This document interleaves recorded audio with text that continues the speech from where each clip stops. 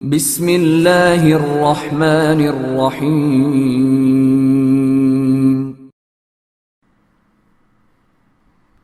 ستارہ جو ٹوٹ گیا۔ تاریخ اسلام کے کمسن جرنیل اور ہندوستان کے فاتح محمد بن قاسم کی ولولہ انگیز داستان۔ عنایت اللہ التمش۔ مائی رانی نے اپنی شادی کا جو قصہ سنایا وہ ایک تاریخی واقعہ ہے۔ اس کی تفصیلات تاریخ معصومی اور چچنامہ میں ملتی ہیں۔ داہر سندھ کا راجہ بنا تو اس نے اپنے ملک کا دورہ کیا، اپنے لوگوں سے ملا اور اپنی سرحدوں کا بھی جائزہ لیا۔ اس کا یہ دورہ کئی مہینوں پر پھیلا ہوا تھا۔ وہ جب واپس اپنی راجدھانی اروڑ آیا تو شہر کے تمام لوگ اس کے استقبال کے لیے راستے کے دونوں طرف کھڑے تھے۔ انہوں نے اپنے راجے پر پھول برسائے اور اس کے راستے میں پھولوں کی پتیاں بچھائیں۔ راجہ داہر نے اپنی راجدھانی کے لوگوں کی یہ فرمان برداری اور عقیدت مند دیکھی تو اس نے اسی روز دربار عام منعقد کیا۔ چند ایک سرکردہ افراد کو انعامات دیے اور لوگوں کو کھانا کھلایا۔ جب لوگ اپنے گھروں کو چلے گئے تو 2 پنڈت اور 2 نجومی اسے تنہائی میں ملے۔ اس کی مدح سرائی کی اور اسے دیوتا بنا دیا۔ ہم نے مہاراج اور مہاراج کی بہن مائی رانی کے زائچے نکالے ہیں، ایک نجومی نے کہا۔ آنے والے کئی سالوں میں کوئی گڑبڑ نہیں ہوگی سوائے ایک خرابی کے۔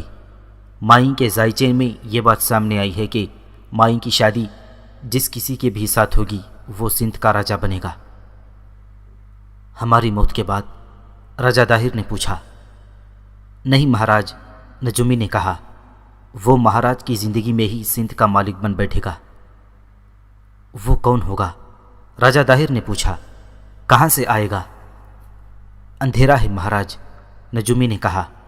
قسمت جہاں اندھیرے میں چلی جائے وہاں جوتش اور نجوم کی آنکھیں اندھی ہو جاتی ہیں۔ یہ نظر آتا ہے کہ مائی کا خاوند کہیں باہر سے نہیں آئے گا اور مائی یہیں رہے گی، دوسرے نجومی نے کہا۔ کہیں ایسا تو نہیں کہ جو ہماری بہن کا خاوند ہو وہ ہمیں قتل کر دے گا؟ راجہ داہر نے پوچھا۔ بات صاف نہیں ہے مہاراج، نجومی نے کہا۔ یہ بالکل صاف ہے کہ مائی رانی کی شادی جس کے ساتھ بھی ہوئی وہ سندھ کا راجہ ہوگا۔ ہم نے اپنا فرض سمجھا کہ مہاراج کو آنے والے وقت کے خطروں سے آگاہ کر دیں، بڑے پنڈت نے کہا۔ مہاراج کچھ بندوبست کر لیں۔ راجہ داہر نے نجومیوں اور پنڈتوں سے یہ اگلوانے کی بہت کوشش کی کہ اس کی بہن کی شادی کے بعد اس کا انجام کیا ہوگا، لیکن نجومی اور پنڈت اس سے زیادہ کچھ بھی نہیں بتا سکے جو وہ بتا چکے تھے۔ وہ پریشان ہو گیا۔ ہندو نجومیوں اور پنڈتوں کی پیشن گوئیوں کو 100% سچ مانا کرتے تھے۔ راجہ داہر تو کٹر برہمن تھا، وہ نجومیوں کے نکالے ہوئے زائچے کو نظر انداز کرنے کی جرات ہی نہیں کر سکتا تھا۔ نجومی اور پنڈت چلے گئے اور راجہ داہر کا سکون بھی ان کے ساتھ ہی چلا گیا۔ رات کو جب اس نے محسوس کیا کہ اسے نیند نہیں آئے گی تو اس نے اپنے وزیر کو بلایا۔ اس وزیر کا نام بدھیمن تھا۔ تاریخوں میں لکھا ہے کہ راجہ داہر کو بدھیمن کی عقل و دانش پر مکمل بھروسہ تھا۔ بدھیمن اس کے پاس آیا تو اس نے بدھیمن کو نجومیوں کا نکالا ہوا زائچہ سنایا۔ سوچو اور بتاؤ میں کیا کروں؟ راجہ داہر نے اسے کہا۔ میری بہن کی شادی ہونے والی ہے، کیا میں خود ہی اپنا اتنا بڑا ملک اپنے بہنوئی کے حوالے کر دوں؟ اس سے یہ ہوگا کہ میں زندہ رہوں گا، پھر میں کیا کروں گا؟ مہاراج، وزیر بدھیمن نے کہا، راجہ کا اپنی رعایا سے، اپنی فوج سے اور اپنے ملک سے جدا ہو جانا اچھا نہیں ہوتا۔ 5 چیزیں ایسی ہیں جو 5 چیزوں سے جدا ہو جائیں تو ان کی کوئی قدر و قیمت نہیں ہوتی۔ بادشاہ تخت سے، وزیر وزارت سے، پیر اپنے مرید سے، دانت منہ سے، بچہ ماں کی چھاتیوں سے۔ خود غور کریں مہاراج، میں کیسے مشورہ دے دوں کہ آپ تخت سے دستبردار ہو جائیں؟ میں پوچھ رہا ہوں میں کیا کروں؟ راجہ داہر نے پوچھا۔ مہاراج وہ کریں جو آج تک کسی نے نہیں کیا، بدھیمن نے کہا۔ اپنی بہن کے ساتھ خود شادی کر لیں اور اسے رانی بنا لیں، لیکن رشتہ خاوند اور بیوی کا ہوتے ہوئے بہن کو بہن سمجھیں، بیوی نہ سمجھیں، ورنہ یہ بڑا پاپ ہوگا۔ اس شادی سے فائدہ یہ ہوگا کہ مہاراج کا کوئی بہنوئی نہیں ہوگا، بہنوئی نہیں ہوگا تو تخت و تاج کو کوئی خطرہ نہیں ہوگا۔ میرے دانشمند وزیر، راجہ داہر نے کہا، تمہارا مشورہ بہت قیمتی ہے، اس کی سوا کوئی اور علاج بھی نہیں، لیکن لوگ بدنام کریں گے، طرح طرح کی باتیں بنائیں گے۔ مہاراج، بدھیمن نے کہا، تھوڑے عرصے کا واقعہ ہے، ایک آدمی نے ایک بھیڑ کی پشم میں مٹی اور کھاد ڈالی اور اوپر سے تھوڑا سا پانی چھڑک کر اس میں رائی ڈال دی۔ اس پر وہ پانی چھڑکتا رہا۔ کچھ دنوں بعد رائی پھوٹ آئی۔ بھیڑ کا مالک بھیڑ کو بازاروں میں لے جانے لگا۔ میں نے بھی یہ بھیڑ دیکھی تھی۔ بھیڑ کو دیکھنے والوں کا ہجوم اکٹھا ہو گیا۔ پھر یوں ہوا مہاراج، 8 دن بھیڑ کو دیکھ دیکھ کر لوگوں کی دلچسپی کم ہو گئی اور دیکھنے والوں کا ہجوم ختم ہو گیا۔ تھوڑے دن اور گزرے تو لوگوں نے بھیڑ کی طرف دیکھنا ہی چھوڑ دیا۔ بھیڑ ان کے سامنے سے گزر جاتی تھی تو کوئی اسے دیکھتا ہی نہیں تھا۔ مہاراج کو یہ سمجھانا چاہتا ہوں کہ لوگ کچھ دن باتیں کریں گے پھر چپ ہو جائیں گے، اور مہاراج یہ بھی سوچیں کہ کس کی ہمت ہے جو آپ کے سامنے آ کر بات کرے گا۔ راجہ داہر نے اپنے وزیر کے مشورے کو قبول کر لیا۔ اس کے دماغ پر تخت و تاج سوار تھا۔ اس نے اپنے وزیر بدھیمن سے کہا کہ بادشاہ اور راجہ کے اعمال رواج کی صورت اختیار کر لیتے ہیں اور قانون بھی بن جایا کرتے ہیں۔ چونکہ راجہ داہر ہر کسی کو خوش رکھنے کے اصول کو پسند کرتا تھا، اس لیے اس نے اپنے 500 سرداروں وغیرہ کو دربار میں بلوایا اور انہیں نجومیوں کی پیشن گوئی سنائی اور یہ بھی بتایا کہ وزیر نے کیا مشورہ دیا ہے۔ نہیں مہاراج، ایک آواز سنائی دی۔ ایسا نہیں ہو سکتا مہاراج، ایک اور آواز آئی۔ بہت بدنامی ہوگی مہاراج، کسی اور نے کہا۔ پھر سبھی بولنے لگے۔ کوئی ایک بھی ایسا نہ تھا جس نے وزیر بدھیمن کے مشورے کی تائید کی ہو، سب اس کے خلاف بول رہے تھے۔ لیکن ہم نے اپنی بہن کے ساتھ شادی کرنے کا فیصلہ کر لیا ہے، راجہ داہر نے اپنا فیصلہ سناتے ہوئے کہا۔ تم سب یہ چاہتے ہو کہ ہم اپنا راج کسی اور کے حوالے کر کے جنگل میں چلے جائیں اور باقی عمر بنواس میں گزار دیں۔ ہمارے راج میں کسی کو کوئی تکلیف ہو تو اپنی تکلیف بیان کرے۔ سب پر خاموشی طاری ہو گئی۔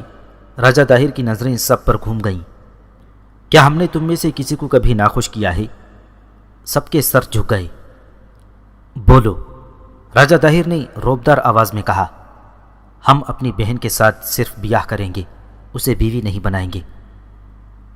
پھر ٹھیک ہے مہاراج، ایک آواز سنائی دی اور سب نے تائید میں بولنا شروع کر دیا۔ 2-3 دنوں بعد راجہ داہر نے اپنی بہن مائی رانی کے ساتھ شادی کر لی۔ یہ ایک رسم تھی جو خاموشی سے ادا کی گئی۔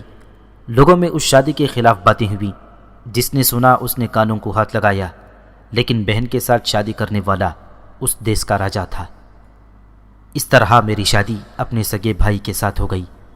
مائی رانی نے اس انوکھی شادی کی کہانی بلال بن عثمان کو سناتے ہوئے کہا، میں نے اپنے بھائی کے لیے یہ قربانی دی ہے۔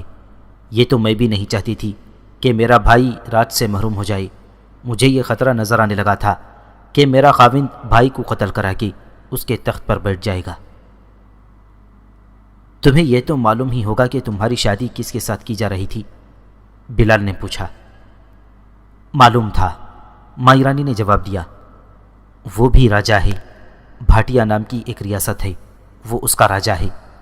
اس کا نام سونہن رائے ہے۔ میں برہمن آباد میں اپنے بھائی دہر سینا کے پاس تھی، اس نے مجھے اس بھائی راجہ داہر کے پاس بھیجا تھا۔ اس نے پیغام یہ بھیجا تھا کہ میری شادی فوراً بھاٹیا کے راجہ سنوہن رائے کے ساتھ کر دی جائے۔ بھائی دہر سینا نے میرے ساتھ میرا جہیز بھی بھیجا تھا، جس میں 700 گھوڑے اور 500 ٹھاکر تھے، اور ایک قلعہ بھی جہیز میں دیا جا رہا تھا۔ مورخ لکھتے ہیں کہ راجہ داہر کے بھائی دہر سینا کو پتہ چلا کہ داہر نے مائی کے ساتھ شادی کر لی ہے تو وہ آگ بگولا ہو گیا۔ اس نے داہر کو لکھا کہ وہ مائی رانی کو راجہ سوہن رائے کے حوالے کر دے۔ داہر نے جواب دیا کہ اس نے کس خطرے کے تحت اپنی بہن سے شادی کی ہے۔ اس نے یہ بھی لکھا کہ بہن کو اس نے بہن ہی رکھا ہے، اسے عملاً بیوی نہیں بنایا۔ دہر سینا کا غصہ ٹھنڈا نہ ہوا۔ اس نے فوج ساتھ لی اور راجہ داہر کی راجدھانی کو آ کر محاصرے میں لے لیا۔ راجہ داہر کے پاس زیادہ فوج تھی۔ اس نے اپنی فوج کو حکم دیا کہ محاصرہ توڑا جائے۔ اس حکم پر فوج باہر نکل آئی۔ دہر سینا نے دیکھا کہ اس کی فوج داہر کی فوج کا مقابلہ کرنے کے قابل نہیں، تو اس نے راجہ داہر کو پیغام بھیجا کہ وہ قلعے سے باہر آ کر اس کی بات سنے۔ راجہ داہر نے دہر سینا کو یہ پیغام بھیجا کہ تم میرے بھائی ہو، تم خود قلعے میں کیوں نہیں آ جاتے؟ اس پیغام پر دہر سینا ہاتھی پر سوار ہو کر قلعے میں آ گیا اور راجہ داہر سے کہا کہ وہ اس کے ساتھ باہر چلے۔ راجہ داہر اسی ہاتھی پر سوار ہو گیا۔ عہدے میں آگے دہر سینا آگے کو منہ کیے بیٹھا تھا، داہر پیچھے بیٹھ گیا۔ اس کا وزیر بدہمن ساتھ ساتھ گھوڑے پر جا رہا تھا۔ جب ہاتھی قلعے کے دروازے پر پہنچا تو بدہمن کو کچھ شک سا ہوا۔ اسے کسی سے اشارہ ملا۔ اس نے راجہ داہر کو اشارہ کیا کہ وہ باہر نہ جائے۔ دہر سینا تو آگے کو دیکھ رہا تھا۔ داہر عہدے میں کھڑا ہو گیا اور دروازے کے اوپر کسی چیز کو پکڑ کر لٹک گیا۔ ہاتھی باہر نکل گیا۔ داہر کو اوپر سے اتارا گیا اور قلعے کا دروازہ بند کر دیا گیا۔ باہر جا کر دہر سینا نے ہاتھی کو رکوایا۔ پیچھے دیکھا تو داہر عہدے میں نہیں تھا۔ تم نے ہمیں روک لیا تھا، راجہ داہر نے اپنے وزیر سے پوچھا۔ آپ کا بھائی آپ کو قتل کرنے کے لیے لے جا رہا تھا، بدہمن نے جواب دیا۔ اس کے تیور بتا رہے تھے اور میرے بھیجے ہوئے ایک جاسوس نے عین اس وقت مجھے یہ خبر دی جب آپ ہاتھی پر سوار دروازے کے قریب پہنچ گئے تھے۔ تاریخوں میں ہے کہ دہر سینا نے داہر کو واقعی قتل کرنے کا ارادہ کر رکھا تھا۔ دہر سینا نے دیکھا کہ داہر اس کے ہاتھ سے نکل گیا ہے اور اس کی فوج داہر کی فوج کا مقابلہ کرنے کے قابل نہیں، تو اسے بہت صدمہ ہوا۔ صدمے کے علاوہ گرمی زیادہ تھی۔ دہر سینا کو بخار ہو گیا۔ اس کے تمام جسم پر چھالے اٹھ آئے۔ وہ 4 روز بیمار رہ کر وہیں قلعے کے باہر مر گیا۔ یہ واقعہ 672 عیسوی کا تھا۔ اس وقت دہر سینا کی عمر 30 سال تھی۔ کیا سمجھے ہو بلال؟ مائی رانی نے بلال بن عثمان کو یہ ساری داستان سنا کر کہا۔ راجہ طاہر مجھ پر کوئی پابندی عائد نہیں کر سکتا۔ اس نے مجھے اپنی بیوی نہیں بنایا۔ ہمارا رشتہ بہن بھائی والا ہے، لیکن وہ جانتا ہے کہ میں جوان ہوں اور اس عمر میں مجھے اپنے خاوند کے پاس ہونا چاہیے۔ اسے احساس ہے کہ جوان جسم کے مطالبے کیا ہوتے ہیں اور جوان روح کیا چاہتی ہے۔ اس نے اپنے تخت کو بچانے کے لیے میری جوانی کے جذبات کی قربانی دی ہے۔ میں نے سنا ہے کہ اس ملک میں زندہ لڑکیوں کی جان کی قربانی بھی دی جاتی ہے، بلال بن عثمان نے کہا۔ تم نے ٹھیک سنا ہے، مائی رانی نے کہا۔ اگر نجومی یا پنڈت کہہ دیں کہ کوئی آئی ہوئی مصیبت انسانی جان کی قربانی سے ٹلے گی تو کسی موزون لڑکی کو پنڈتوں کے حوالے کر دیا جاتا ہے۔ یہ رسم ایک خاص طریقے سے ادا کی جاتی ہے۔ ہم اسے شرک اور گناہ کبیرہ کہتے ہیں، بلال نے کہا۔ تمہارا خدا کیسا خدا ہے جو اپنے بندوں کا خون بہا کر خوش ہوتا ہے؟ میں نے تمہیں پہلے کہا ہے کہ میرے ساتھ مذہب کی بات نہ کرو، مائی رانی نے کہا۔ میں جب تمہارے پاس آتی ہوں تو میں ہندو نہیں ہوتی اور میں تمہیں مسلمان نہیں سمجھتی۔ میں ایک عورت ہوں اور تمہیں ایک مرد سمجھ کر آتی ہوں۔ عورت اسی مرد کو اپنے دل میں بساتی ہے جو اس کے دل کو اچھا لگتا ہے۔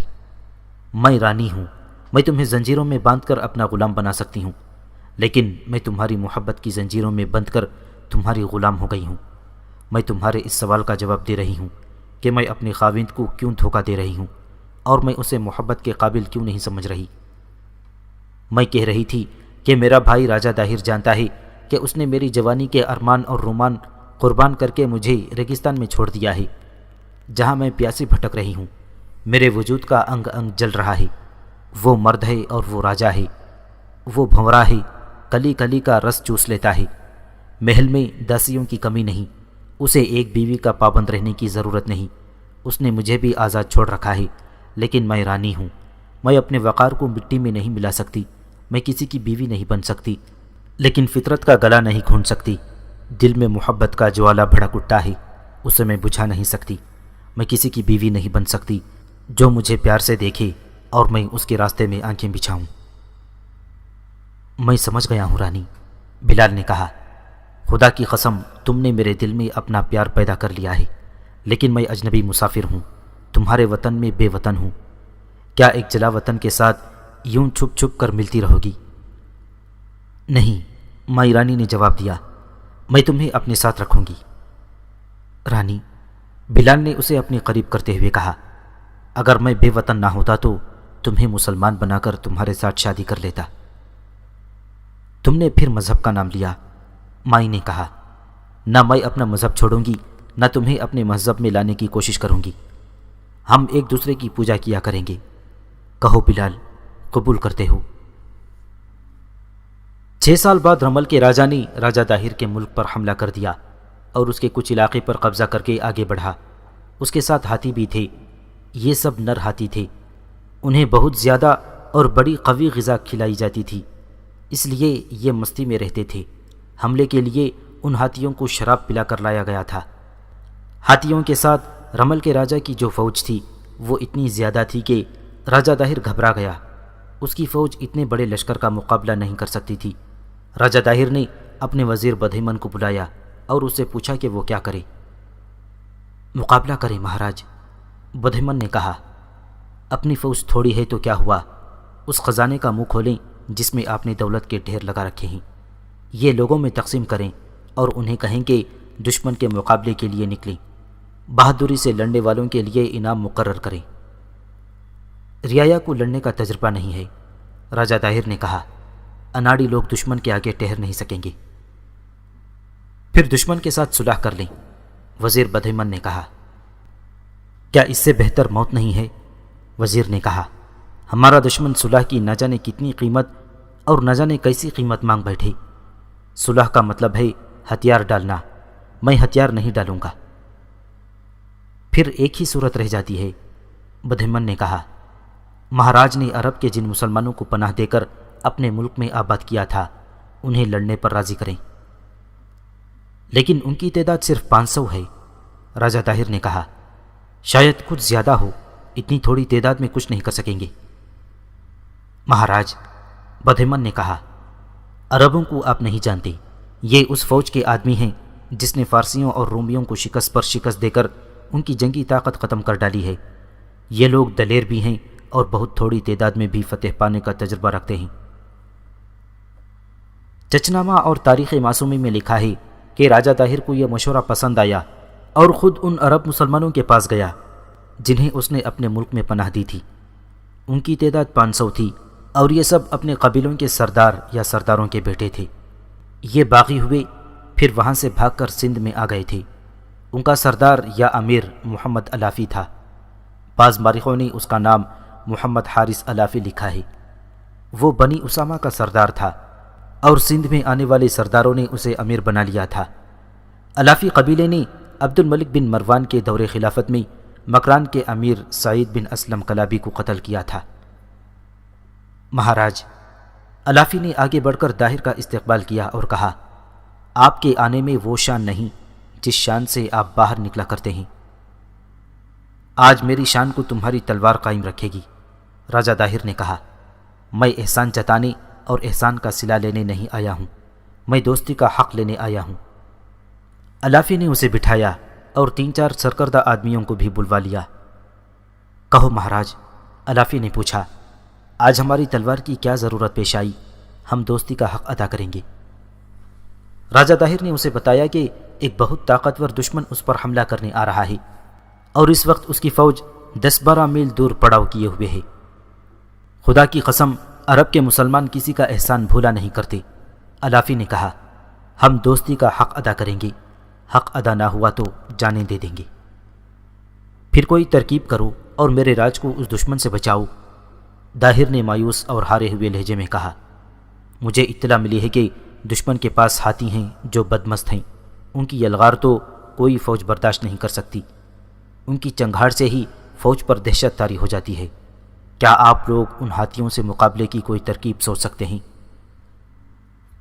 اے سندھ کے راجا، ایک بوڑھے عرب سردار نے کہا، آج سے 40 سال پہلے کے دن یاد کر، تو اس وقت چھوٹا ہوگا۔ فارس کے آتش پرستوں نے ہمارے ہاتھوں کھائی ہوئی شکستوں سے تنگ آ کر قادسیہ کے میدانوں میں ہم سے فیصلہ کن جنگ لڑنے کے لیے اتنی فوج اتاری تھی جو شاید اس سے پہلے کسی لڑائی میں نہیں اتری تھی۔ آتش پرست ہاتھی لائے تھے، ہمارے لیے ہاتھی بالکل نئی اور بہت ہی خوفناک چیز تھی۔ میں اس وقت جوان تھا اور میں اس میدان میں لڑا تھا۔ اے سندھ کے راجا، تو شاید جانتا ہوگا کہ شاہ فارس کو یہ ہاتھی اس وقت کے سندھ کے راجا نے دیے تھے۔ یہ ہندوستان کے جنگی ہاتھی تھے۔ 40 سال گزر گئے ہیں لیکن ان ہاتھیوں کی چنگھاڑیں مجھے آج بھی سنائی دے رہی ہیں۔ ان ہاتھیوں نے ہماری فوج کو بہت نقصان پہنچایا تھا لیکن ہم نے ہاتھیوں کی سونڈیں کاٹ ڈالی تھیں۔ کیا یہ کام آسان تھا؟ نہیں میرے بزرگ، راجہ طاہر نے کہا، یہ کام آسان نہیں تھا۔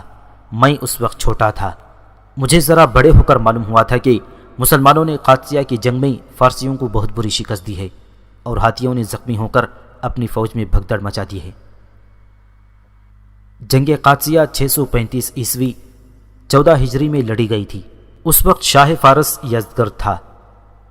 اس نے مختلف ملکوں سے فوجی مدد یہ کہہ کر مانگی تھی کہ اسلام کے سیلاب کو روکا نہ گیا تو کوئی اور مذہب زندہ نہیں رہے گا اور سب مسلمانوں کے غلام ہوں گے۔ اس نے سندھ کے راجا سے بھی مدد مانگی تھی۔ سندھ کے راجا نے اسے اپنی فوج کی کچھ نفری دی تھی اور جو خطرناک چیز دی وہ ہاتھی تھا۔ معلوم نہیں سندھ کے کتنے ہاتھی شاہ فارس کو دیے گئے تھے۔ ان میں راجا کا اپنا سفید ہاتھی بھی شامل تھا جو دراصل سفید نہیں بلکہ سفیدی مائل بھورا تھا۔ جنگ قادسیہ میں اس ہاتھی پر فارس کا مشہور سالار رستم سوار تھا۔ وہ مسلمانوں کے ہاتھوں مارا گیا تھا۔ اسی لیے میں تمہارے پاس آیا ہوں، راجہ طاہر نے کہا۔ ہاتھیوں کا مقابلہ تم ہی کر سکتے ہو۔ میں نے تمہاری مدد کی تھی، تم میری مدد کرو۔ ہم مدد کو پہنچیں گے، الافی نے کہا۔ ہمیں اپنے اللہ پر بھروسہ ہے۔ ہاتھی انشاءاللہ میدان میں آئیں گے ہی نہیں۔ ہمیں لڑنے کے قابل جتنے بھی آدمی ہیں وہ لڑیں گے۔ آپ ہمیں تھوڑی سی فوج دے دیں، باقی فوج کو آپ ابھی ادھر روانہ کر دیں جدھر دشمن پڑاؤ کیے ہوئے ہے۔ اس کے پڑاؤ سے کچھ دور آپ کی فوج پڑاؤ کرے اور اپنے ارد گرد خندق کھود لے۔ مجھے اپنے 500 سوار دے دیں، باقی میرے اپنے سوار ہوں گے۔ اس کے بعد جو ہوگا وہ آپ کا دشمن بھی دیکھ لے گا اور آپ بھی دیکھ لینا۔ پھر جو ہوا وہ عرب کے مسلمانوں کی عسکری روایات کے عین مطابق ہوا۔ صرف سندھ کے راجہ داہر اور اس کے دشمن نے ہی نہ دیکھا بلکہ تاریخ نے دیکھا، اور آج تک تاریخ ساری دنیا کو دکھا رہی ہے۔ ہوا یہ کہ محمد حارث الافی کی ہدایت کے مطابق راجہ داہر نے اپنی فوج کے 500 سوار اس کے حوالے کر دیے۔ الافی نے ان میں مسلمان سوار شامل کر لیے۔ داہر کی فوج نے قلعے سے نکل کر کوچ کیا اور رمل کے راجہ کی فوج کے پڑاؤ سے 3 میل دور خیمے گاڑ دیے اور خیمہ گاہ کے ارد گرد خندق کھود لی۔ اس دوران الافی بھیس بدل کر اور 1-2 ساتھیوں کو ساتھ لے کر راجہ داہر کے دشمن کی خیمہ گاہ تک گیا اور دیکھا کہ وہاں کتنی فوج ہے اور کیا کہاں ہے۔ وہ تو بہت بڑا لشکر تھا۔ راجہ طاہر کے بچنے کی یہی صورت تھی کہ وہ اپنے دشمن کی شرائط پر اس سے صلح کر لیتا یا اس کی اطاعت قبول کر لیتا۔ رمل کے راجہ نے داہر کی فوج پر توجہ مرکوز کر لی اور حملے کی تیاری کرنے لگا۔ اس نے دیکھا کہ داہر کی فوج اس کی فوج کے مقابلے میں کچھ بھی نہیں تو وہ بے فکر ہو گیا۔ اسے ایسا خطرہ نظر آیا کہ راجہ طاہر کی فوج اس پر حملہ کر دے گی۔ ایک رات جب رمل کی فوج گہری نیند سوئی ہوئی تھی، الافی نے اپنے سواروں سے، جن میں سندھی اور عرب سوار شامل تھے، رمل کی خیمہ گاہ پر شبخون مارا اور خیموں کو آگ لگا دی۔ خیمہ گاہ میں بھگدڑ مچ گئی۔ دشمن کی فوج سوائے بھاگ نکلنے کی کچھ بھی نہیں کر سکتی تھی، لیکن الافی کا شبخون اتنا شدید اور تیز تھا کہ رمل کی فوج کے لیے بھاگنا بھی محال ہو گیا۔ ہزاروں سپاہی مارے گئے اور جنگی قیدی بھی ہوئے اور 50 ہاتھی بھی پکڑ لیے گئے۔ رمل کے راجہ کی تو کمر ہی ٹوٹ گئی۔ راجہ داہر نے عرب کے ان پناہ گزین مسلمانوں کو جو انعامات دیے، ان کے علاوہ انہیں مکران کی سرحد پر خاصا وسیع علاقہ دے دیا جہاں یہ عرب آباد ہوئے۔ اس وقت تک بلال بن عثمان اور اس کے 4 ساتھی محل کے خاص استبل کی ملازمت میں 5 سال گزار چکے تھے۔ مائرانی کی نظر کرم بلال پر ضرورت سے بھی زیادہ تھی۔ وہ رسمی طور پر اپنے سگے بھائی کی بیوی تھی، لیکن اس کے درپردہ مراسم بلال کے ساتھ تھے۔ وہ جب شکار کے لیے جاتی تھی تو ان 5 عربوں کو ساتھ لے جاتی تھی۔ پھر وقت گزرتا گیا اور داہر کے راجہ کی سرحدیں پھیلتی چلی گئیں۔ پھیلتے پھیلتے سرحدیں ملتان تک جا پہنچیں۔ سیستان اور کچھ علاقہ مکران کا بھی اس کی سرحدوں میں آ گیا، اور جنوب میں مالوا اور گجرات کاٹھیا واڑ کے علاقے بھی راجہ داہر کے زیر نگیں ہو گئے۔ مائی رانی بڑھاپے میں داخل ہو گئی۔ بلال بن عثمان بھی بوڑھا ہونے لگا تھا۔ وہ ایک دوسرے کو دیکھ کر جیتے تھے۔ راجہ داہر کی حکمرانی تو وسیع ہو گئی، لیکن اس کا ذہن تنگ ہو گیا۔ اس نے رعایا پر ظلم و تشدد شروع کر دیا۔ اس وقت داہر کے ملک میں بدھ مت کے پیروکار زیادہ تھے۔ داہر خود برہمن تھا، بدھ مت کے پیروکار جاٹ تھے، ان کی الگ تھلگ قوم تھی۔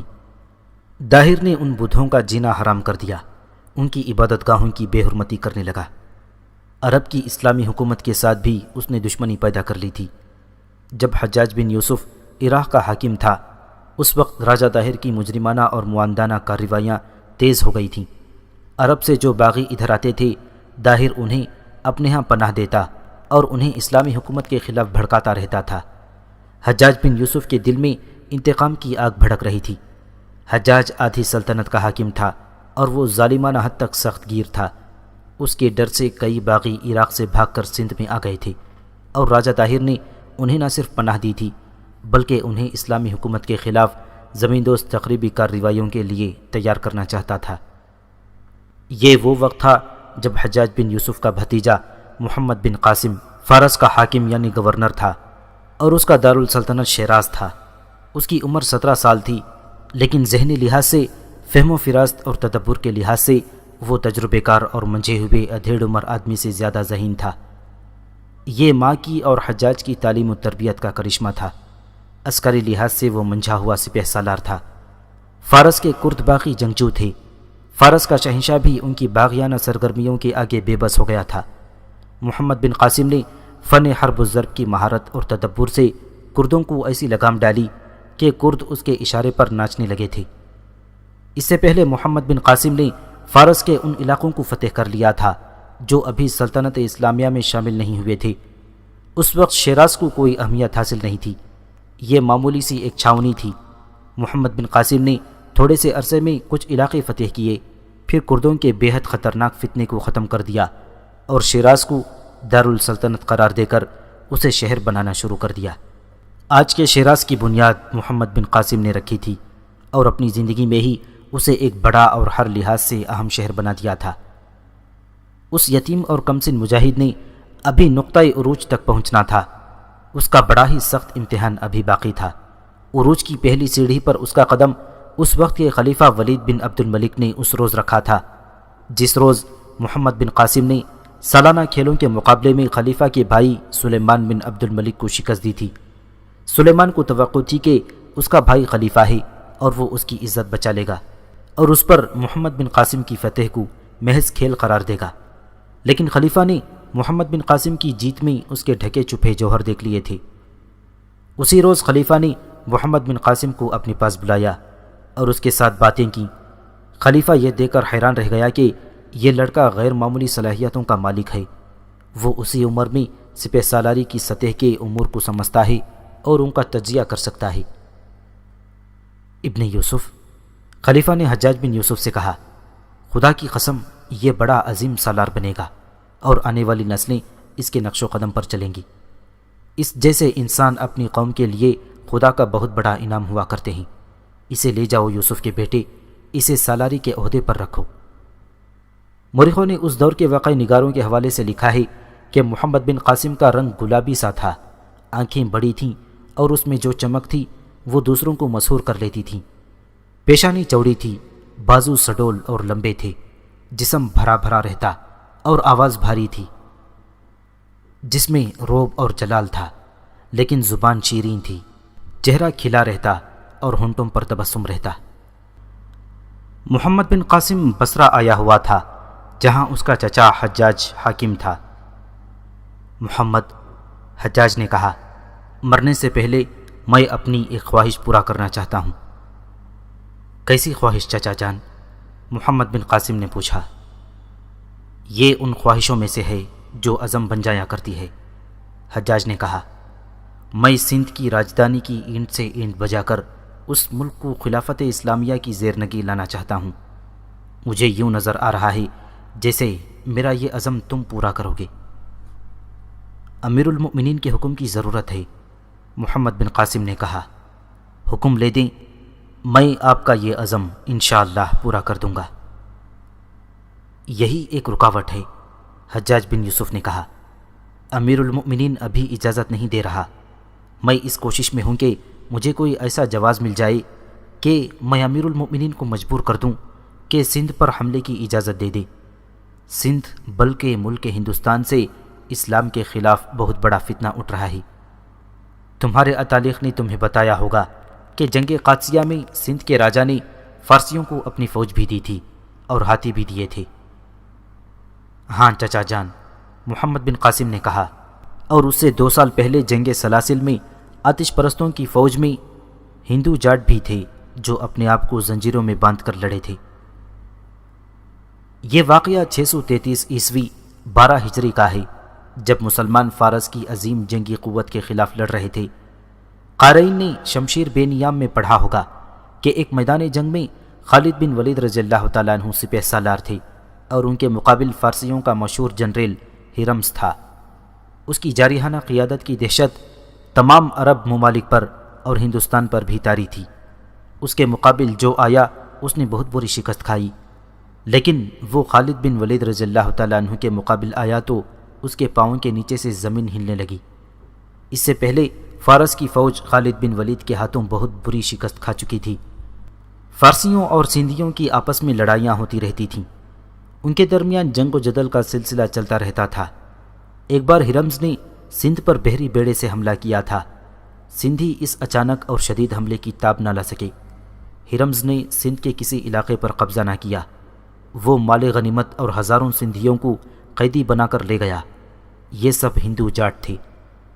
فارسیوں کو حضرت خالد بن ولید رضی اللہ تعالیٰ عنہ ہر میدان میں شکست دیتے آگے ہی آگے بڑھتے گئے، تو ہرمز نے مجاہدین اسلام کو شکست دینے کے لیے یہ اقدام کیا کہ سندھ کے اس وقت کے راجا کے ساتھ دوستی کا معاہدہ کر لیا تاکہ وہ اس کے ساتھ چھیڑ چھاڑ نہ کرے۔ ہرمز نے دوسرا قدم یہ اٹھایا کہ اس کے پاس جو ہندو جاٹ قیدی تھے اور وہ غلاموں کی زندگی بسر کر رہے تھے، ان سب کو ہرمز نے باعزت زندگی اور بہت اچھی تنخواہ پیش کر کے اپنی فوج میں شامل کر لیا۔ یہ سب تجربے کار سپاہی اور عہدیدار تھے، انہیں اس نے وہی حقوق دے دیے جو فارس کی اپنی فوج کو حاصل تھے۔ اس کے علاوہ ان ہندو جاٹوں کے دلوں میں اسلام اور مسلمانوں کی نفرت پیدا کی گئی۔ یہ تھے وہ سپاہی جو 5 یا 7 یا اس سے زیادہ ٹولی بنا کر اپنے آپ کو ایک زنجیر سے باندھ لیتے اور لڑتے تھے۔ اس طرح کسی ٹولی سے 1-2 سپاہی بھاگنا چاہتے تو بھاگ نہیں سکتے تھے۔ دوسرا فائدہ یہ تھا کہ ان کی دشمن فوج آگے بڑھتی تو سپاہیوں گھوڑوں کے قدموں کے آگے زنجیر آ کر انہیں گرا دیتی تھی۔ میں جانتا ہوں چچا جان، محمد بن قاسم نے حجاج سے کہا، ابن ولید کی ایک ایک بات جو مجھے اتالیق نے سنائی تھی میرے ذہن پر نقش ہے۔ ان زنجیروں کی وجہ سے اس جنگ کو جنگ سلاسل کہتے ہیں۔ یہ سب ہندوستان کے غیر مسلم سپاہی تھی۔ یہ جنگ کاظمہ کے مقام پر لڑی گئی تھی اور ہرمز ابن ولید کے ہاتھوں ذاتی مقابلے میں مارا گیا تھا۔ پھر مجاہدین نے فارسیوں کو بڑی شرمناک شکست دی تھی۔ میرے جاسوس سندھ میں موجود ہیں، حجاج نے کہا۔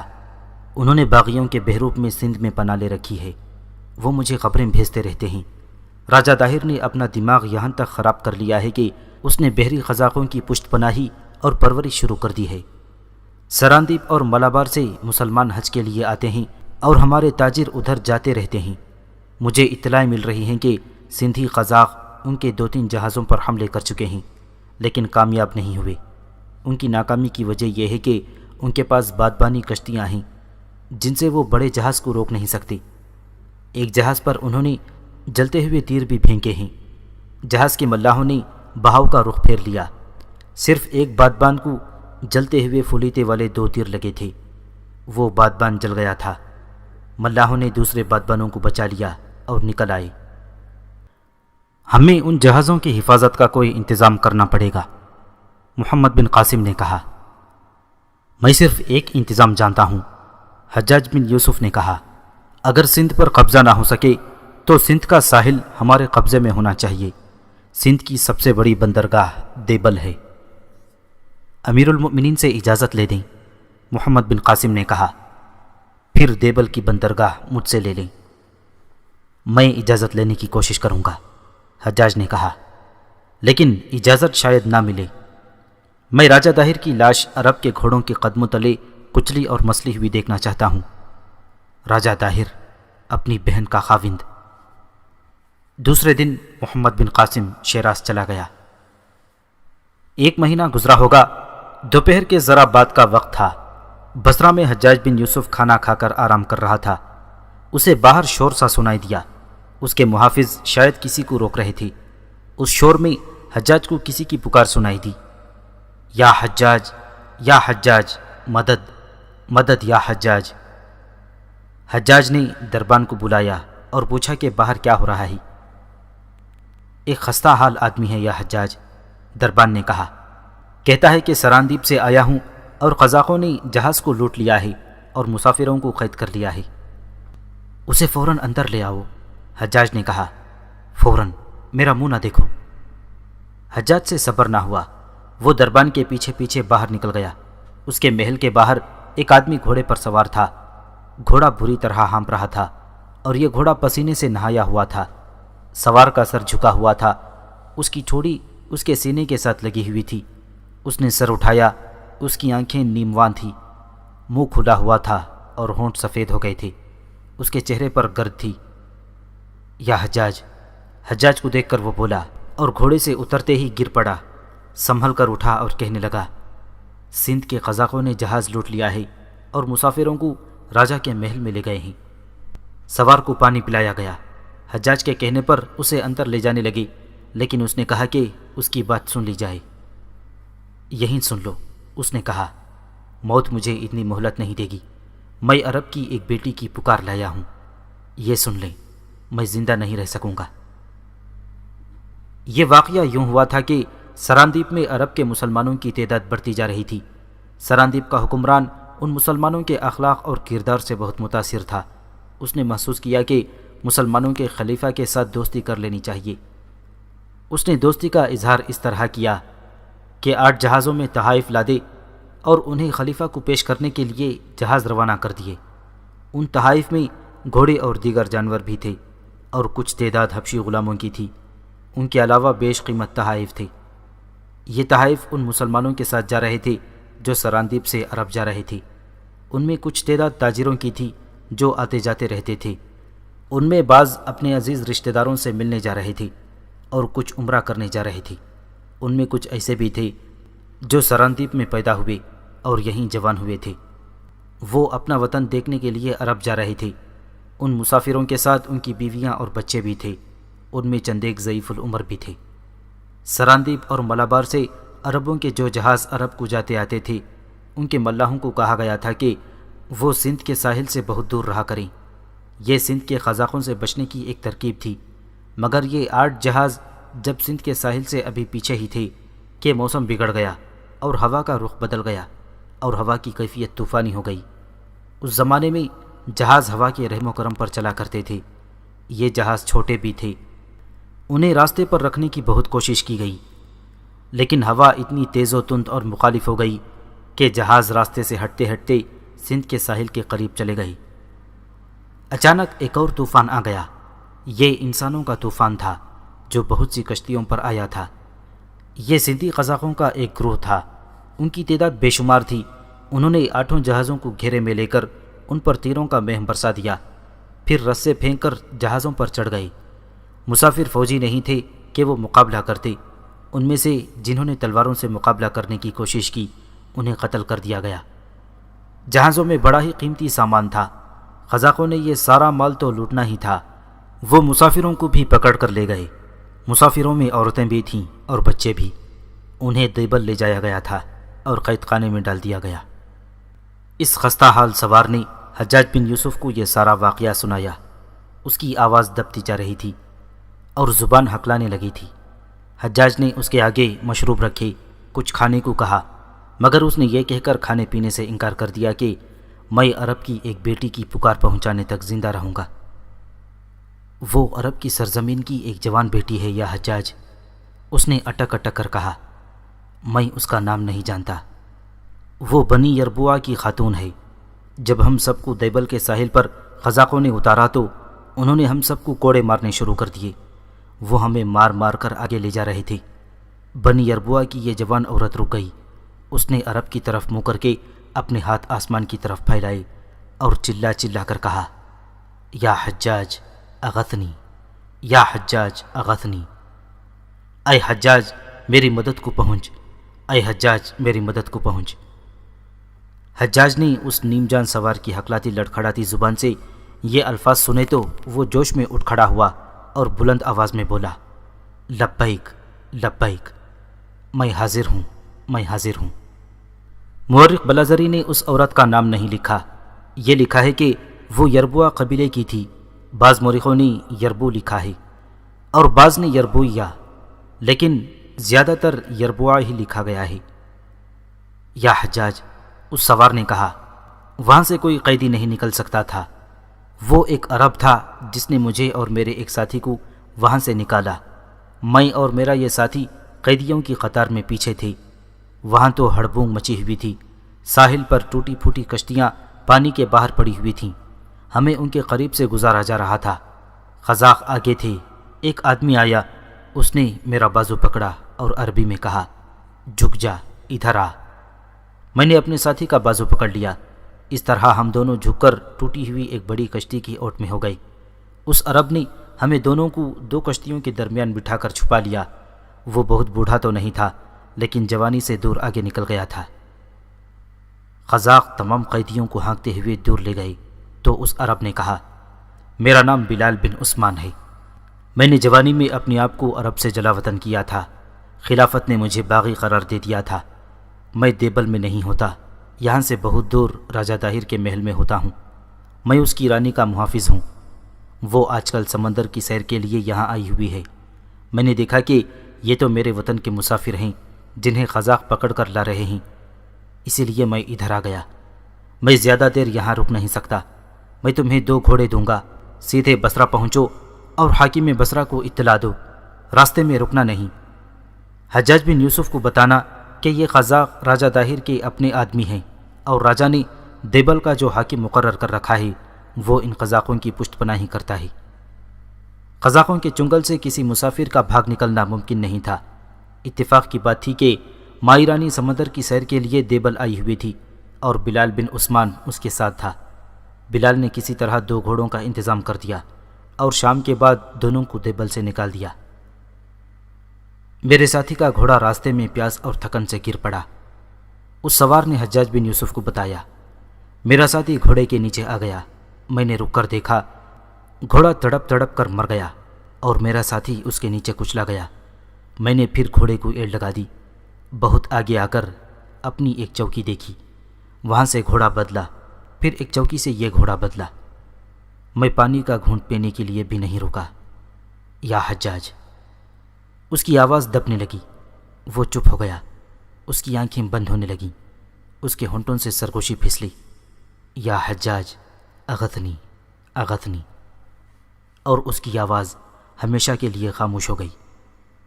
حجاج بن یوسف کا یہ حال ہو گیا جیسے وہ آگ کا گولا ہو اور ہر طرف گھومتا اور اڑتا پھر رہا ہو۔ اس وقت مکران اسلامی سلطنت میں شامل تھا۔ حجاج نے محمد بن ہارون بن زرع نمری کو وہاں کا حاکم مقرر کیا تھا۔ حجاج نے طاہر کے نام ایک خط لکھا۔ اس میں اس نے راجہ طاہر کو لکھا کہ اس نے عرب کے جن مسافروں کو اپنے قید خانے میں ڈال رکھا ہے انہیں باعزت طور پر رہا کر کے انہیں انہی جہازوں میں بٹھائے اور عرب کو روانہ کرے، اور وہ تمام سامان ایک ایک چیز ان جہازوں پر لاد کر بھیجے، اور عورتوں بچوں اور دیگر تمام مسافروں کو جو تکلیف دی گئی ہے اس کا معقول تاوان ادا کرے۔ حجاج نے خلیفہ کی مہر لگوانے کے بجائے اس خط پر اپنے دستخط کیے اور خط براہ راست راجہ طاہر کو بھیجنے کے بجائے قاصد کے ہاتھ مکران کے حاکم محمد بن ہارون کو اس تحریری حکم کے ساتھ بھیجا کہ وہ اپنے ایک اعلیٰ افسر کو اس قاصد کے ساتھ طاہر کے پاس بھیجے۔ حجاج نے محمد بن ہارون کو یہ بھی لکھا کہ سندھ کے راجہ سے قیدیوں کی رہائی کی درخواست نہیں کرنی، بلکہ اسے کہنا کہ اس کے لیے یہی بہتر ہے کہ وہ ہمارے مسافروں کو رہا کر دے، تمام مال و اموال، جانور اور حبشی غلام واپس کر دے۔ حجاج نے محمد بن ہارون کو یہ بھی لکھا کہ اپنے جاسوس سندھ میں داخل کرے اور جو جاسوس پہلے ہی وہاں موجود ہیں انہیں اور تیز کر دے۔ حجاج بن یوسف راجہ طاہر پر بجلی بن کر گرنے کے بہانے ڈھونڈ رہا تھا۔ آخر اسے ایسا جواز مل گیا کہ وہ انتقام کا شعلہ بن گیا۔ اس کا چین اور سکون، اس کی نیند اڑ گئی۔ راجہ طاہر کے جواب کا انتظار کیے بغیر اس نے سندھ پر حملے کا منصوبہ بنانا شروع کر دیا۔ راجہ طاہر کا جواب آ گیا۔ قاصد نے حجاج بن یوسف کو بتایا کہ وہ مکران کے حاکم محمد بن ہارون کے ایک اعلیٰ افسر کے ساتھ سندھ کی راجدھانی برہمان آباد گیا تھا۔ راجہ طاہر وہاں تھا۔ اسے حجاج کا تحریری پیغام وہاں دیا گیا، جو عربی جاننے والے ایک آدمی نے پڑھ کر طاہر کو اس کی زبان میں سنایا۔ طاہر کا رد عمل کچھ بھی نہ تھا، جیسے وہ اپنی رعایا میں کسی سے نادر آدمی کی عرض سن رہا ہو۔ محمد بن ہارون کے ایلچی کو طاہر نے اس کے رتبے کے مطابق تعظیم نہ دی۔ اس کے رویے میں بے رخی تھی۔ اس نے مختصر سا جواب دیا کہ جہازوں کو بحری قزاقوں نے لوٹا ہے اور سندھ کا حکم اور قانون ان پر نہیں چلتا۔ مشہور و معروف مورخ محمد قاسم فرشتہ نے یہ واقعہ تفصیل سے لکھا ہے۔ حجاج کے خط کا جواب جو داہر نے دیا تھا وہ بھی فرشتہ نے لکھا ہے۔ فرشتہ لکھتا ہے کہ حجاج کا خط محمد بن ہارون کا خاص ایلچی لے کر داہر کے پاس گیا تھا، اور داہر نے یہ جواب دیا کہ جس قوم نے جہازوں کو لوٹا اور مسافروں کو قید میں رکھ لیا ہے وہ شوکت اور قوت رکھنے والی قوم ہے، اور سوچا بھی نہیں جا سکتا کہ تم اس قوم سے اپنا مال اور قیدی واپس لے لو گے۔ فرشتہ لکھتا ہے کہ راجہ داہر کے ان الفاظ کا دراصل مطلب یہ تھا کہ تمہارے جہازوں کو ہم نے لوٹا ہے اور تم ہمارا کچھ نہیں بگاڑ سکتے۔ حجاج بن یوسف نے خلیفہ ولید بن عبد الملک کو ابھی تک اس حادثے سے بے خبر رکھا ہوا تھا۔ جب داہر کا جواب آ گیا تو حجاج نے خلیفہ کے نام بڑا لمبا پیغام لکھا اور داہر کا جواب بھی اس میں شامل کر دیا۔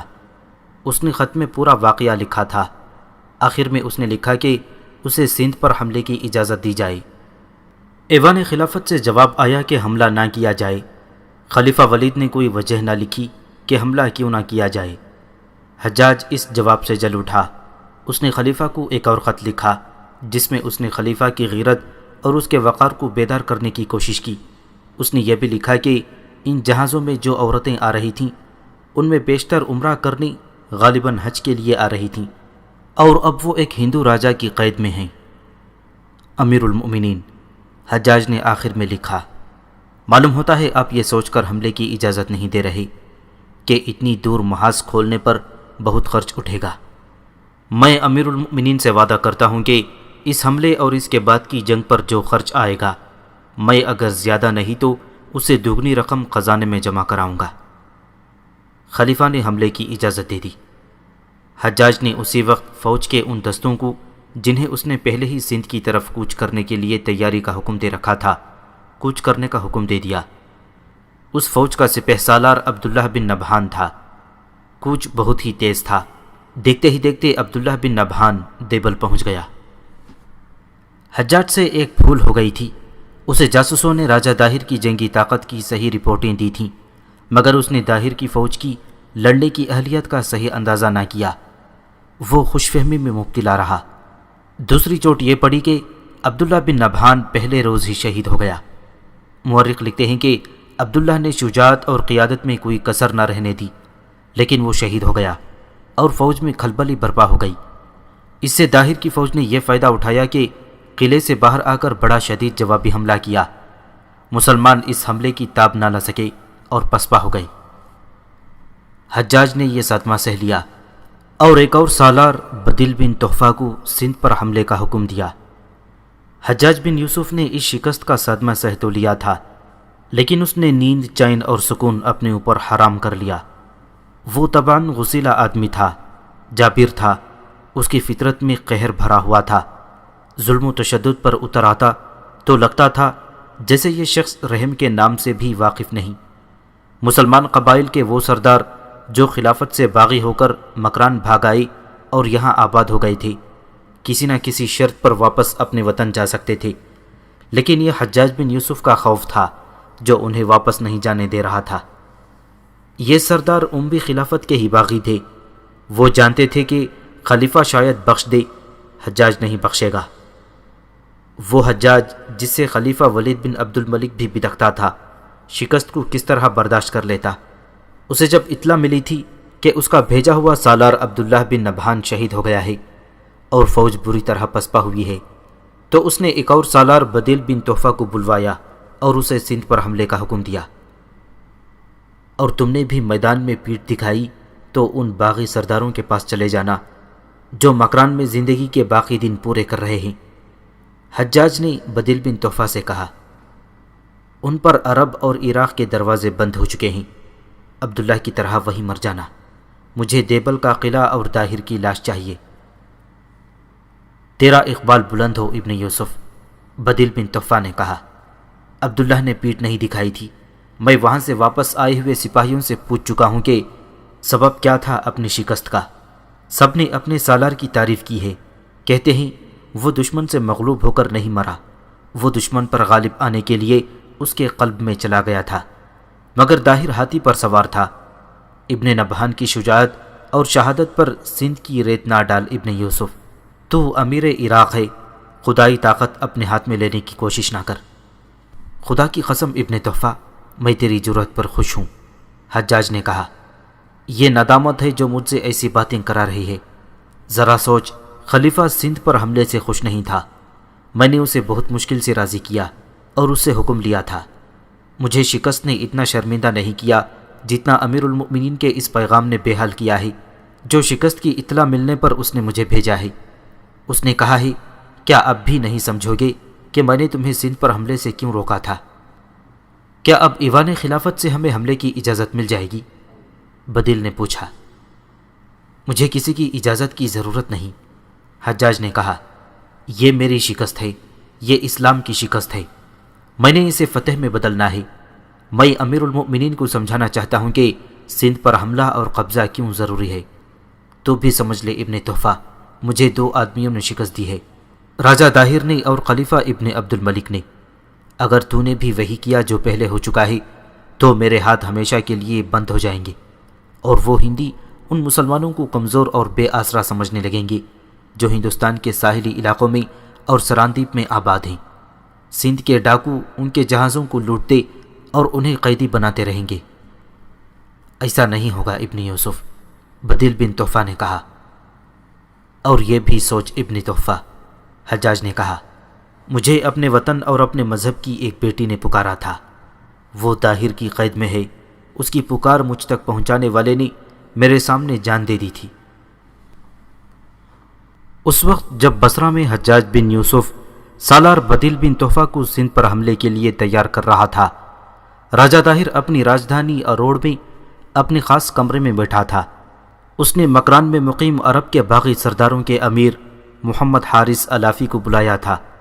حجاج کے بھیجے ہوئے سالار عبداللہ بن نبھان کی شکست کے بعد داہر اور الافی کی یہ پہلی ملاقات تھی۔ کیا تم خوش نہیں ہو کہ میں نے تمہارے دشمنوں کو بھگا دیا ہے؟ راجہ داہر نے محمد حارث الافی سے پوچھا۔ نہیں، الافی نے جواب دیا، یہ شکست بنو امیہ کی نہیں، یہ اسلام کی شکست ہے، یہ سلطنت اسلامیہ کی شکست ہے۔ پھر تم ہماری فتح پر بھی خوش نہیں ہو؟ راجہ داہر نے کہا۔ مہاراج، الافی نے کہا، آپ کی آنکھیں اور آپ کا چہرہ بتا رہا ہے کہ آپ میرے ساتھ کوئی خاص بات کرنا چاہتے ہیں۔ کیا یہ بہتر نہیں کہ آپ نے مجھے جس بات کے لیے بلایا ہے وہ بات کریں؟ ہاں الافی، راجہ داہر نے کہا، میں نے تمہیں اس لیے بلایا ہے کہ مجھے مشورہ دو، کیا عرب پھر حملہ کریں گے؟ اگر ان میں غیرت ہوئی تو ضرور حملہ کریں گے، الافی نے کہا۔ خلیفہ شاید منہ مڑ جائے، عراق کا امیر حجاج بن یوسف ہٹ کا پکا ہے، وہ اس شکست کو ہضم نہیں کرے گا۔ اس نے معلوم کر لیا ہوگا کہ آپ کی فوج کس طرح لڑتی ہے، وہ دوسری بار شکست نہیں کھائے گا۔ کیا تم میری مدد کو نہیں آؤ گے؟ راجہ داہر نے پوچھا۔ تمہارا وطن اب یہ ہے، عرب نہیں۔ مہاراج، الافی نے کہا، ہم جہاں کہیں بھی رہیں ہمارا وطن عرب ہے، ہم اپنے ہم وطنوں کے خلاف نہیں لڑیں گے۔ اگر عرب کی فوج نے پھر حملہ کیا تو مجھے تمہاری مدد کی ضرورت ہوگی، راجہ داہر نے کہا۔ اس مدد کی جو قیمت مانگو گے دوں گا، کہو گے تو تم جہاں رہتے ہو اس علاقے کو تمہاری آزاد ریاست بنا دوں گا، وہاں تمہارا راج ہوگا۔ ہم آپ کی یہ مدد کریں گے کہ آپ کے خلاف نہیں لڑیں گے، الافی نے کہا، ہم غیر جانبدار رہیں گے۔ سوچ لو الافی، داہر نے کہا، میں نے تمہیں آباد کیا، میں تمہیں برباد بھی کر سکتا تھا، تمہیں اپنے ملک سے نکال سکتا ہوں، تم سب کو قید میں ڈال سکتا ہوں۔ مہاراج، الافی نے کہا، ہمارے متعلق جو بھی فیصلہ کریں سوچ سمجھ کر کریں اور اپنے وزیر بدہمن سے مشورہ کر لیں۔ میں ایک بار پھر آپ سے کہتا ہوں کہ ہم آپ کی یہ مدد کریں گے کہ عرب کی فوج نے حملہ کیا تو ہم غیر جانبدار رہیں گے۔ یہ مت بھولیں کہ آپ نے جن عربوں کو لوٹا اور انہیں قید میں رکھا ہوا ہے ان کے ساتھ ہمارا بھی کچھ رشتہ ہے، ان میں عورتیں اور بچے بھی ہیں۔ آپ ہمیں ملک سے نکالنے کی دھمکی دے رہے ہیں، اس کے جواب میں ہم اپنے قیدیوں کو رہا کرانے کا ارادہ کر سکتے ہیں۔ آپ نے تو دھمکی دی ہے، ہم کچھ کر کے دکھا دیں گے۔ میں تم لوگوں کو کس طرح یقین دلاؤں کہ میں کچھ نہیں جانتا یہ قیدی کہاں ہیں؟ راجہ طاہر نے کہا، نہ میں نے حکم دیا ہے کہ ان جہازوں کو لوٹا جائے، ان جہازوں کو لوٹنے والے بڑے طاقتور قبیلے کے لوگ ہیں، تم نے بھی مجھ پر وہی الزام عائد کر دیا ہے، اس کا مطلب یہ ہے کہ مجھے تم پر بھروسہ اور اعتماد نہیں کرنا چاہیے۔ مہاراج، الافی اٹھ کھڑا ہوا اور بولا، ہم نے آپ کے ایک دشمن کو ایسا بھگایا تھا کہ آپ پر حملہ کرنے کی سوچتا ہوگا تو ڈر جاتا ہوگا۔ ہندوستان سے آپ کا کوئی اور دشمن اٹھے گا تو ہم اسے ہمیشہ کے لیے ختم کر دیں گے، لیکن عرب کے حملہ آوروں کے خلاف نہیں لڑیں گے۔ ہمارا اختلاف خلافت سے ہے، ہم اپنے حکمرانوں کے خلاف ہیں، اپنے مذہب، اپنی قوم اور اپنی سلطنت کے خلاف نہیں۔ فرق کیا ہوا؟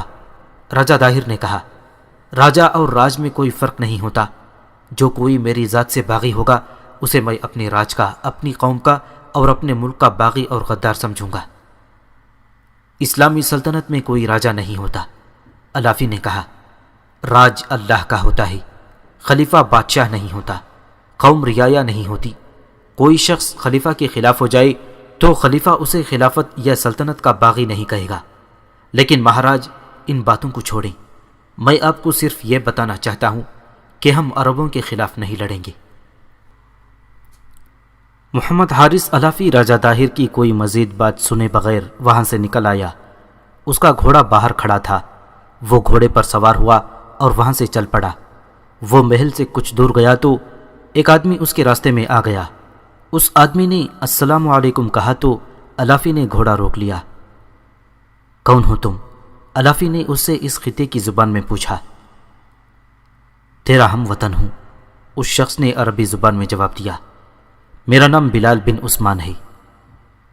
خدا کی قسم، تیری آنکھوں کی چمک میں مجھے اپنے وطن کی ریت کے چمکتے ہوئے ذرے نظر آ رہے ہیں، الافی نے کہا۔ لیکن تو یہاں کیا کر رہا ہے؟ میں محل کے محافظ دستے کا آدمی ہوں، بلال نے کہا، اور میں بنو اسامہ میں سے ہوں۔ کیا تو میرے باپ کو نہیں جانتا؟ عثمان ابن ہشام کو سب جانتے ہیں۔ آہ میرے عزیز، الافی نے کہا، تو اس وقت چھوٹا ہوگا جب ہم نے وطن چھوڑا تھا۔ تیرا باپ چٹانوں کے جگر چاک کر دیا کرتا تھا۔ اپنے اللہ سے ڈرنے والے اس شخص سے سب ڈرتے تھے۔ وہ سردار نہیں تھا، خدا کی قسم اس کے آگے سرداروں کے سر جھک جایا کرتے تھے۔ اور اب یہ بتا تو یہاں کیسے پہنچا؟ ہمارے پاس کیوں نہ آیا؟ بلال نے الافی کو اشارہ کیا۔ الافی گھوڑے سے اتر آیا اور دونوں اکٹھے چلتے گئے۔ بلال نے الافی کو بتایا کہ وہ کس طرح اپنے 4 ساتھیوں کے ساتھ یہاں پہنچا تھا۔ اس نے مائی رانی کے ساتھ اپنے تعلقات کا ذکر نہ کیا۔ اور اب میں وہ بات کرتا ہوں جس کی خاطر میں نے آپ کو روکا ہے، بلال نے کہا، لیکن ڈرتا ہوں کہ آپ راجہ کے نمک خوار ہیں۔ آپ پر راجہ کی اتنی مہربانیاں ہیں کہ ان سے آپ کا ایمان کمزور ہو گیا ہوگا۔ تو نے یہ بات کیوں کہی ابن عثمان؟ الافی نے پوچھا۔ کفار کی بعض مہربانیوں کا وزن اتنا زیادہ ہوتا ہے، بلال نے کہا، اتنا زیادہ کہ اس کے نیچے ایمان چٹکنے لگتا ہے۔ میں نے یہ بات اس لیے کہی ہے کہ راجہ طاہر نے عرب کے جہاز لوٹے ہیں اور تمام مسافروں کو قید خانے میں ڈال دیا ہے۔ ان میں عورتیں اور بچے بھی ہیں۔ عرب کی فوج آئی تو میں خوش تھا کہ قیدی آزاد ہو جائیں گے، لیکن ہماری فوج کو پسپا ہونا پڑا۔ تو وہ کہ جو تیرے دل میں ہے ابن عثمان، الافی نے کہا، جو میں پہلے سے جانتا ہوں وہ مجھے کیوں بتا رہے ہو؟ کیا آپ قیدیوں کی رہائی کے لیے کچھ نہیں کریں گے؟ بلال نے پوچھا۔ کیا ہوا بنو امیہ کی جو عداوت آپ کے دل میں بھری ہوئی ہے وہ آپ کو کچھ نہیں کرنے دے رہی؟ الافی نے بلال کو بتایا کہ راجہ طاہر کے ساتھ اس کی کیا باتیں ہوئی ہیں۔ معلوم ہوتا ہے ولید بن عبد الملک ایک ہی شکست سے ان مسافروں کو بھول گیا ہے جو یہاں قید ہیں، بلال نے کہا۔ حجاج نہیں بھولے گا، الافی نے کہا، میں اسے جانتا ہوں، وہ خون کے بدلے خون ہی لیا کرتا ہے۔ میں انتظار نہیں کر سکتا، بلال نے کہا۔ میری رگوں میں جس باپ کا خون دوڑ رہا ہے اس باپ کو آپ جانتے ہیں۔ مجھے مشورہ دینے والا کوئی نہ تھا۔ آپ کو یہاں آتے دیکھا تو آپ کی واپسی کے انتظار میں راستے میں کھڑا ہو گیا۔ کیا ارادہ ہے تیرا؟ میں قیدیوں کو رہا کراؤں گا، بلال نے کہا، لیکن قید خانے سے نکل کر وہ جائیں گے کہاں؟ کیا آپ پناہ دے سکتے ہیں؟ ابن عثمان، الافی نے کہا، اگر تو قیدیوں کو رہا کرا لے تو انہیں ہمارے پاس لے آ، ہم انہیں اپنے پاس رکھیں گے اور موقع دے کر انہیں کشتیوں میں بٹھا کر روانہ کر دیں گے۔ لیکن تو انہیں رہا کرائے گا کیسے؟ رات کو قید خانے میں داخل ہونا پڑے گا، بلال نے کہا، اپنی جان پر کھیلنا پڑے گا، ہو سکتا ہے ہم قید خانے میں کسی طرح داخل ہو جائیں اور واپس ہی نہ آئیں۔ کتنے آدمی اندر جاؤ گے؟ زیادہ نہیں، بلال نے جواب دیا، 3 یا 4 آدمی ہوں گے۔ بلال اور الافی چلتے رہے اور قیدیوں کو فرار کرانے کا منصوبہ بناتے گئے۔ قلعے کا دروازہ آ گیا۔ الافی نے بلال سے کہا کہ وہ واپس چلا جائے۔ بلال واپس آ رہا تھا تو اس کے ذہن میں قیدیوں کے فرار کا منصوبہ قلع بازیاں کھا رہا تھا۔ الافی نے مدد کا وعدہ کیا تھا اور اس سے بڑی اچھی ترکیبیں بنائی تھیں۔ بلال کو مائی رانی پر غصہ آ رہا تھا کہ اس نے کوئی مدد نہیں کی تھی۔